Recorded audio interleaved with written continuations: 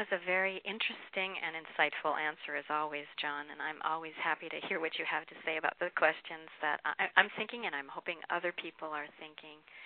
That brings me to another question. There's been some talk about, people are looking for a purpose in life, but some say that there is no purpose in life. We create our purpose. What do you believe about that?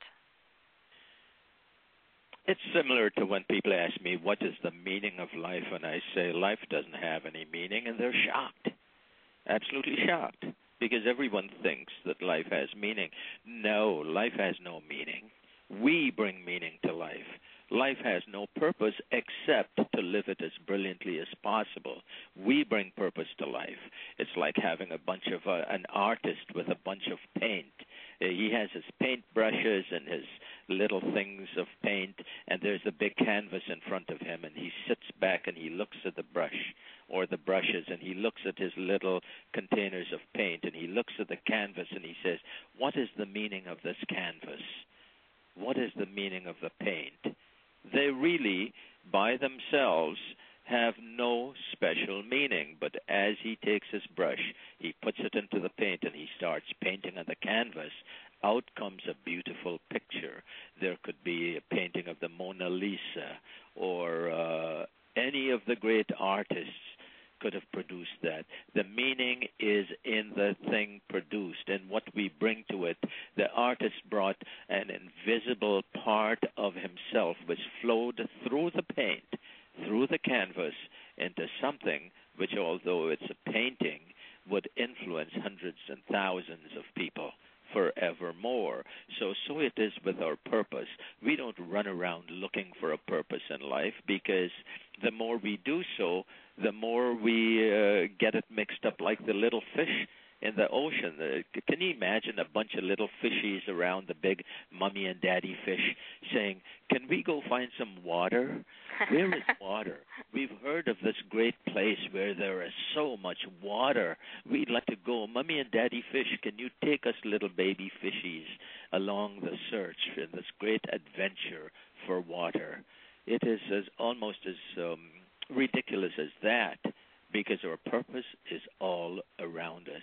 The very fact that we're here, the very fact that we breathe, we exist, that is purpose. And I think to just simplify it and put a little laughter into it anyway, I really feel that the purpose of life is to live it as brilliantly, as beautifully as possible.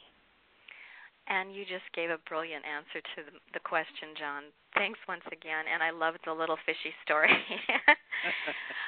All right. You have gotten to meet some superheroes in life and become good friends with them.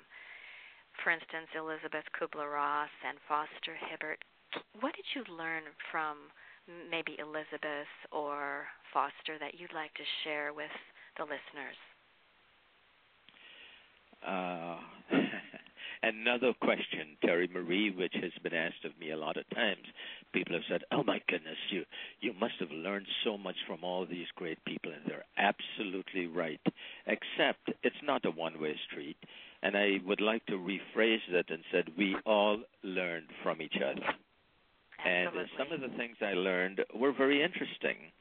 I think one of the most important things I learned from the great people I have met is how human they are, how very much like you and me and everyone else they are, subject to the same forces and same laws of the universe as everyone else. They hurt, they laugh, they cry, they sing, they play, they are happy, they are sad, but there was something else in them that I did not find in the ordinary person. They had decided to serve, to help others, to love unconditionally, to give up what they think would bring them a lot of good, and do things in the service of others. Foster Hibbert was certainly such a person. He would serve people, he would help people, and in doing so, he precipitated a tremendously powerful law, the law of giving and receiving, because it says, inasmuch as you give, so shall you receive. You cannot, just as it's true that you cannot receive without giving, you cannot give without receiving. And so that made Foster Hibbert a fortune, put him in touch with some of the other great people on earth. You know, he went to school, one of his schools, some of his classmates were people, or schoolmates were people like Jack Lemmon, some of the Rockefellers, the first President Bush, and others.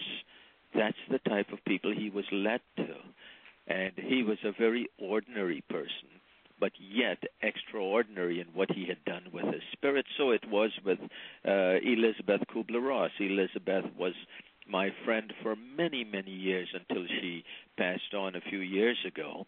She was a wonderful, wonderful lady who brought so much understanding in this world to the thought of dying and the way people treated dying people. And she brought dignity to that and made a total change in the entire hospice situation in the United States, so much so that her book, the seminal On Death and Dying, has become required reading of almost all good medical schools on earth, if you will. And so Elizabeth and I sort of met many years ago through another friend of mine, Brad Steiger, who's an author of over 150 books. And in a kind of a network with these people, we found that we liked one another, that we loved the same life affirmers and disliked the same life destroyers, that we wanted to help people, but not by telling, actually by showing and doing, because some of the people I have met and known, and this includes people like you mentioned before, Foster Hibbert, who was an associate of the great Dr. Napoleon Hill, people like Dr. Elizabeth Kubler-Ross, Deepak Chopra, and many others, Dan Millman. They all seem to have this desire to look into the future and to bring some joy to the current situation in the life of human beings. And that's what I learned from them. They are just like I am just like they are, and that they don't teach and I don't teach. We all learn. We generally meet people for one of two reasons, and maybe a combination which is even better. One is to teach them something, the other is to learn something from them, or the better of the two, the combination of the two, which is to learn and teach. Somewhere in there is an answer to what you asked.